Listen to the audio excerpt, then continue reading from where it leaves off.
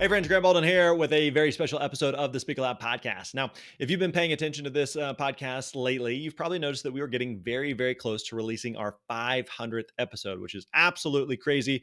We've been doing the show since January 2016, and thanks to your support as our listeners and the support of the speaking community, we've been able to bring you practical advice and useful info to help you build a successful speaking business for over 8 years now.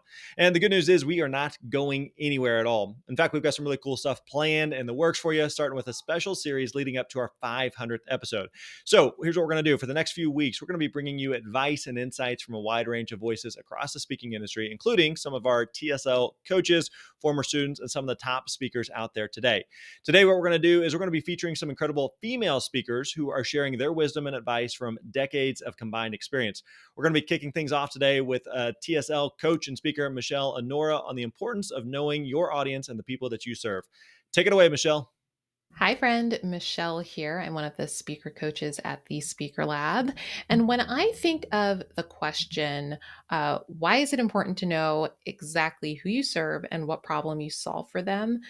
Honestly, I think of it in terms of you distinguishing yourself between being a short order cook and a Michelin star chef. And I want you to think about that for a second.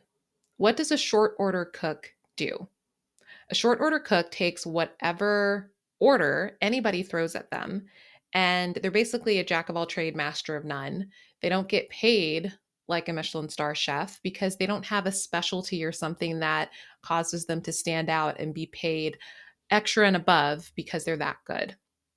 And Michelin star chefs, they make the big bucks and they have the reputation that they have because they have found a way to specialize in the one thing that people have found to be incredibly valuable. Well, how do they get there? They get there by niching down and figuring out who they are for and who they're not for. A short order cook is there to serve anybody, anything, whatever they want, they're there for it. A Michelin star chef knows their lane and they stick with it. So if they're doing French cuisine, they're not going to try to do Japanese sushi. Likewise, if they're a connoisseur of Japanese sushi, they're not going to try to do barbecue, American style, right? It's important for you to stay in your lane so that you can basically become the expert in your field, the leader in your field, and that commands the larger pay. It also commands more respect and it commands more referrals because you are known for being the expert in your particular lane. So, my encouragement to you is to discover what your lane is and stay in it and grow from it. That doesn't mean that you have to stay stuck in a particular area forever. Think of Dave Ramsey. When he started, he was the guy who was known for Financial Peace University. His area of expertise was getting middle class families out of debt. And he created a whole methodology and the baby steps in order to do that. And then over time, as he became really, really, really well known for Financial Peace University and getting people out of debt, and people started associating money management and stewardship with him and his name, he started to slowly expand into business and entrepreneurship and leadership and those sort of things. But he started in a very, very specific niche. He knew exactly who he was serving, middle income families, and he knew exactly what problem he was solving for them, getting them out of debt so that they could have financial peace. Okay. So for you, think about who you're trying to serve, who exactly you're trying to serve, because a speaker who speaks to everyone is a speaker who speaks to no one, and focus on the particular problem that you are going to help solve for them. Okay.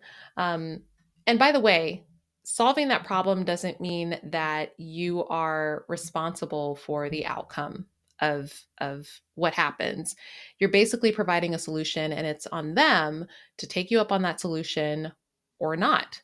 But if they take you up on it, they're going to see some change happen in their lives. That's what we mean when we say solve a problem for them. So I hope that this is helpful. Think of knowing your target audience and knowing your particular solution as the compass for your speaking business, and that way whenever other opportunities come along your way, or if there's a shiny object syndrome that's happening, you can stay focused and continue to grow in your lane. All right. Hope this is helpful. Take care. That's a very great analogy from Michelle there, and which we've talked a lot about on this podcast about why it's so important to know your lane as a speaker and stay in it. And this was a really great reminder. Next up, we've got Dr. India White, who's a former TSL student who's here to bring some hard truths that speakers need to hear about building a speaking business. Hey, rock stars. My name's Dr. India White. I am a TEDx speaker, motivational speaker, and an author of over 45 books. And I have been serving principals and teachers all across the nation, helping to bridge the achievement gap in schools. And with that said, I want to tell you about some practical advice because it's hard truths that you need to know so that your business can continue to thrive. So with that step one is you need to know how to negotiate in contracts whenever you're dealing with speaking. It's not enough to assume that the people that you're working with is going to know all of the ins and outs. You're going to have to consider travel. What does it cost for you to come out and speak? Do you have resources that you have to provide for people and whatnot? And how to package that. Don't be afraid to throw the ball back to them and say, hey, I can't speak for no less than this because I'm offering these services and I've got this to take care of. I've got a family. Don't be afraid to say that because you still have worth and you have to also relay that worth to your audience. Secondly, strive for partnerships. After you go and speak that once, try to get back in the door or try to do something else with them. Keep in touch with them. Don't go ghost on them because you never know what else can open up for you and how else you can serve your community.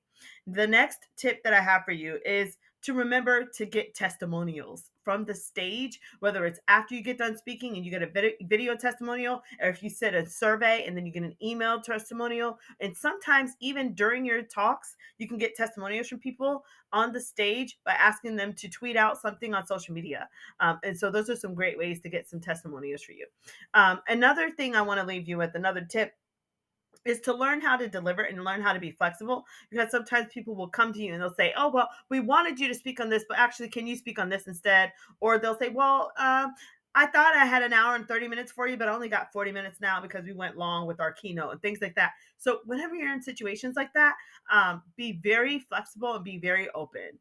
Another thing is don't underestimate the small room and the small opportunity because that can open up the door for a bigger opportunity moving forward. I've had awesome situation where I was given a small room to speak to maybe only 30 people. And because somebody in the room was a decision maker and they liked what they heard, I was offered to then do the keynote that next year for over 1,000 teachers. So I tell you that, and that's happened to me more than once, and it can happen to you too. So be encouraged. Don't underestimate the small room. It is a pathway for an open door.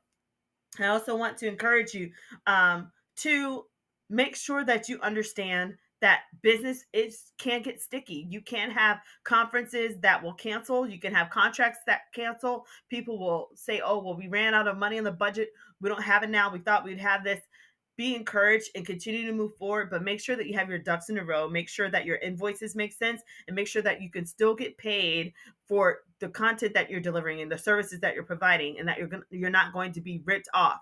And finally, have a legal team on hand because you will have to negotiate some contracts. And the bigger the contract, you need to start looking at some legal support to help you to negotiate those services that you're offering. So with that said, I wish you the best as you continue to thrive in your speaking business. Feel free to reach out to me. My email is india.white.123@gmail.com. My website, www.india-white.com. Take care. There's a really great reminder there. I've often reminded people that the vast majority of being a speaker is what goes on behind the scenes and off the stage, not the fun and exciting part of being up there on stage giving your talk. It is incredibly important to have things lined up from a business perspective, not just have a great talk. Now, as you're working on those contracts and proposals, it's also important to know your worth. And so here's veteran speaker Lisa Perez sharing some advice on how to build confidence to see your message is valuable and charge for it accordingly. Hi, I'm Lisa Perez, keynote speaker on the mission of transforming the human and human resources. I speak to organizations about the critical managerial soft skills required to reduce the statistic indicating 60% of employees say managers are the reason they left their company. I want to ensure that no matter how tough the conversation, every employee walks out of their manager's office with their dignity intact. In so doing, organizations reduce liability, increase employee retention, and improve overall business performance. I learned how to share that message at the Speaker Lab. When I first came to the Speaker Lab, I was primarily speaking for free, unsure of how to transition into a profitable speaking business. I knew what I didn't know, and I searched for the right solution to obtain the knowledge and skills I was missing. For almost a decade at that point, I had run a successful training and consulting firm and had no problem articulating the value of both my training and consulting services. But when it came to speaking, one of the most significant challenges I faced was connecting that same value to the speaking side of my business and trusting the value of my message. The Speaker Lab program gave me the tools, the knowledge, the resources, and the skills, and most importantly, the mindset shift that I needed to make that transition. Through the program, I learned how to articulate the value of my message and expertise, which helped me understand the impact I could have and was already having on my audience, except now I was getting paid for that impact. Between the mindset shift and the industry insights that I learned, my knowledge and confidence was boosted, making it easier to confidently communicate that value to potential clients and meeting planners. Additionally, the Speaker Lab taught me effective pricing strategies, negotiation techniques, which really empowered me to set the right prices and gain the right value for the investment of my time, talent, and the tools, positioning me as a professional speaker in the industry. Just like my message of transforming the human and human resources, the Speaker Lab has been instrumental in transforming my speaking into a profitable speaking business. I went from speaking for free to making a considerable income for speaking, and I couldn't have done it without the support and guidance of the program and its coaches. If you're looking to elevate your speaking career and gain industry insights, knowledge, and confidence to charge what you're worth, I highly recommend the Speaker Lab. I'm a huge fan. Some really great stuff there from Lisa. Knowing your worth is one of the most important things for new speakers to learn if they want to be successful. One of the other keys to success is simply being authentic and staying true to who you are. For more on that, here's TSL team member and speaker, Brittany Richmond. Ooh, friends, let's go. All right, y'all know me, Brittany Richmond here. I'm super excited to talk about this one thing that I feel is totally important. I've talked about it before. I'm going to lean into it again. It's authenticity, friends. How you show up for your audience and how you show up for yourself and how that translates to your audience, your event planners, and your decision makers. And there's so many ways to be authentic as a speaker. So many ways, even down to how you communicate, how you use body language, voice inflection, how you actually stagecraft, but even down to how you dress. And I'm going to use that as an example because it's such an easy thing for you to kind of picture in your mind, right? I speak to, high school students and college students. So if I show up wearing a suit, that automatically potentially creates a barrier between me and them. For one, they're going to know that that's not authentic to me.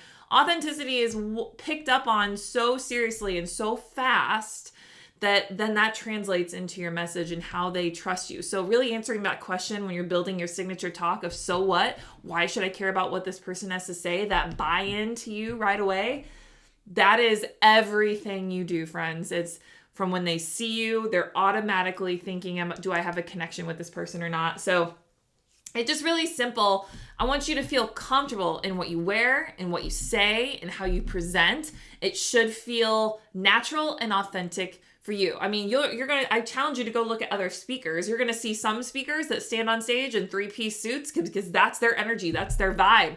And that is something they should lean into. Absolutely. Then you're going to see people like me that wear neon colors or sequins or Vans on stage. But that is how I come across as authentic because that's true to me. And, there's neon in the back of my office for those of you who have the video on. But I just want to encourage you to always just gut check yourself as you continue to grow and your business grows as a speaker, and just making sure, am I being authentic to myself? Am I being authentic to my message? Because as you get into this more, you're going to start looking at other speakers and what they're doing, and you're going to draw inspiration and motivation, and that's fabulous.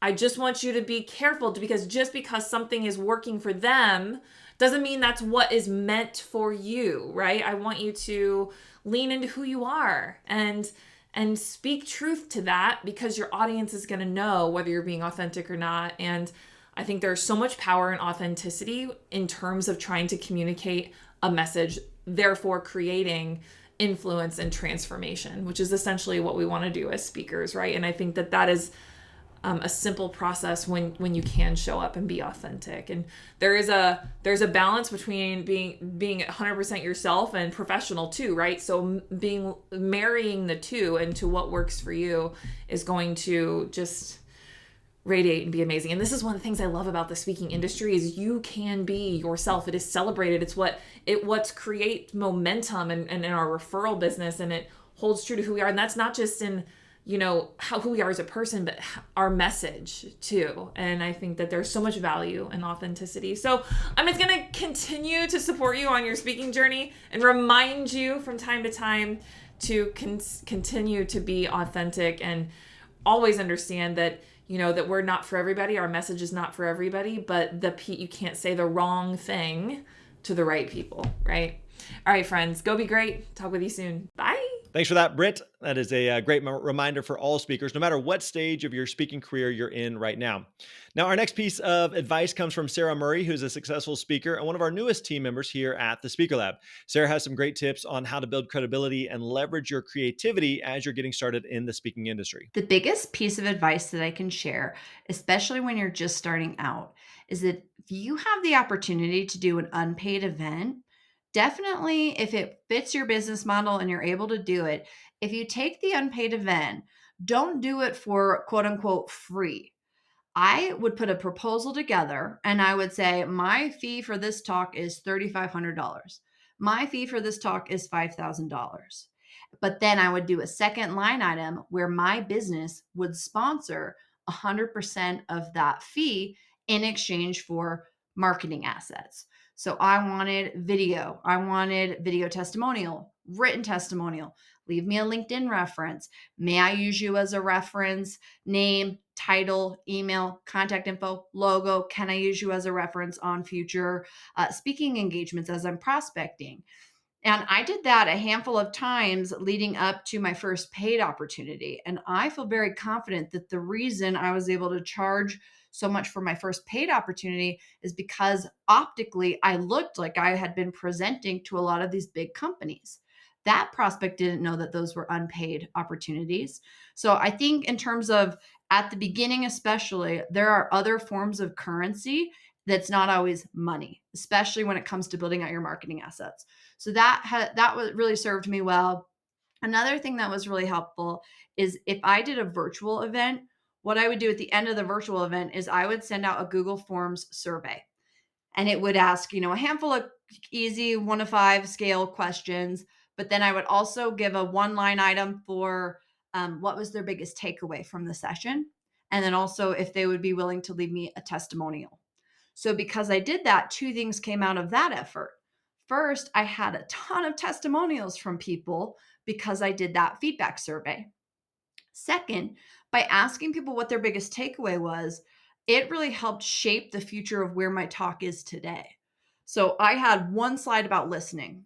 It was almost just a, hey, I can't forget to mention this.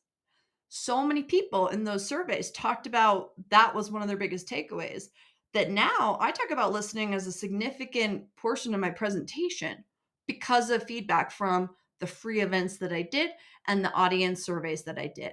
So I think that there's nothing wrong with doing free speaking engagements, but find other forms of currency and how it can help you build to that next level of your business. I hope this helps. That's great advice from Sarah, which acquiring, again, feedback and knowing when to discount or sponsor events is a game changer in building a great reputation. We're getting close to the end of this episode, but I wanted to make sure you got a chance to hear from Dr. Sue Eder. Dr. Sue was a student at the Speaker Lab years ago, has gone on to build an incredibly successful speaking business. Here's some advice from her. Hi, everyone. I'm Dr. Sue Eder, also known as Dr. Sue Cancer Vet, and I'm thrilled to be part of this special episode celebrating, can you believe, 500 episodes.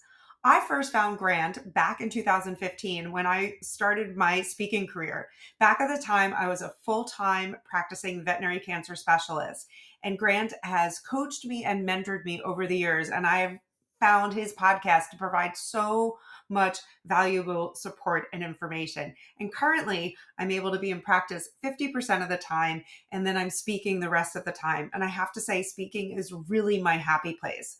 So, what are a couple of tips that I have that I would love to share? And to be honest, I've gotten these most from Grant. First, when delivering your talk, crush your talk. Make sure, depending on whatever your niche is, that it's educational and informative. My motto is cancer and pet sucks, but learning about cancer should not suck. I want my talks not only to be educational and up to date, but engaging and energizing. And, I have a quick pace, but I just want to keep people captivated and give them practical tips. So when they go back to their practices on Monday, they have practical tips for their patients. My second one is relationships and networking are paramount to what we do as speakers. So build genuine connections with event organizers, with fellow speakers who some of them have become family with me over the years, and with your audience members. We serve the people that we speak for, the event organizers and the people in the audience. And as I say, you never know who's going to be the audience. So you throw seeds out when you speak. I just got back from speaking at a conference in Halifax, Nova Scotia, and Jane, the veterinarian who invited me to speak and helped me negotiate my contract, she said she heard me speak at Ontario Veterinary Medical Conference. I think it was back in 2018, or 2019. So here 5 or 6 years later, when she was on the committee for this conference, she invited me up. So again, you never know who's going to be the audience. I've had many times where it's been years later, someone who said, "Oh, I heard you speak. Now I'm on a committee and we'd love to have you come speak for us." The other thing is sometimes I'll get direct messages or emails from colleagues who are in the audience. Recently, I got one from Kyle, and she said, because of your talk, 9 months later, I had a dog with lymphoma and I felt confident talking to them about it, and they're going to treat. And she said, it was beautiful. When you talk, you throw a rock into the water and the ripples go out, and you never know when those ripples are going to hit and benefit someone that was in the audience. And in my case, a family with a pet with cancer. The next thing is storytelling. Just like I told you the story about Jane and going up to Halifax to speak, and Kyle with being able to help a dog with lymphoma. Storytelling will help your audience remember it, so include stories in your audience. And lastly, be good to work with. No one wants to work with someone who's not a pleasure to work with. So be courteous, be kind, love your AV team. They're going to make you sound great. And, just be enjoyable to work with. I really think of maintaining professionalism, a positive attitude, and just being fun goes a long way to building those relationships and getting a good reputation, and that will lead to more events down the road. These are the principles that have been instrumental to me on my journey. I hope they help you. I really want to thank Grant and the Speaker Lab for all the help that they've given me, all the insight. They've given me so much opportunity, and here's to many more episodes of inspiration and insight. If you're looking for help getting your speaking business to the next level, we'd love to work with you.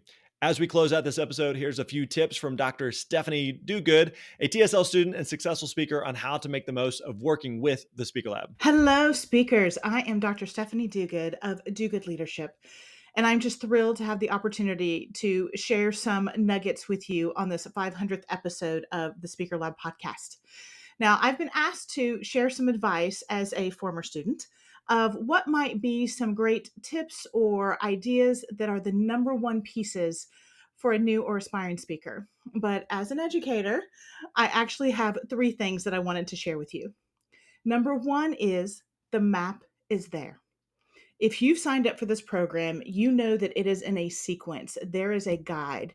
There is a step-by-step process to this. The key is that you have to show up and do the work. Simply by signing up, you're not going to see success.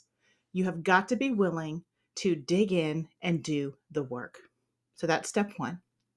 Step 2 is trust the process. You are here for a reason. Something brought you here, whether you're a new speaker or you're an aspiring speaker or even a seasoned speaker. Something brought you here.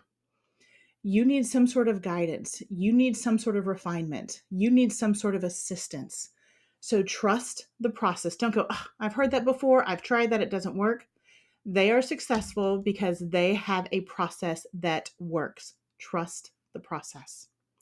And third is find what works for you.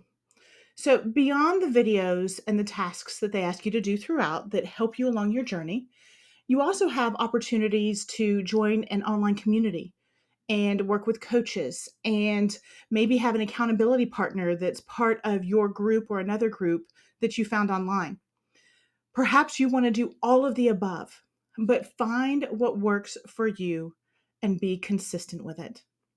You won't be sorry. Thanks for listening to me. I again am Dr. Stephanie Duguid of Do Good Leadership. Have an amazing day and enjoy the speaking trail. All right, there you go. Thanks for tuning in this week. I hope this advice was helpful for you as you keep putting in the hard work of building a speaking business. We're excited to be one episode closer to 500. And again, don't forget to join us next week for another special episode. We'll see you then.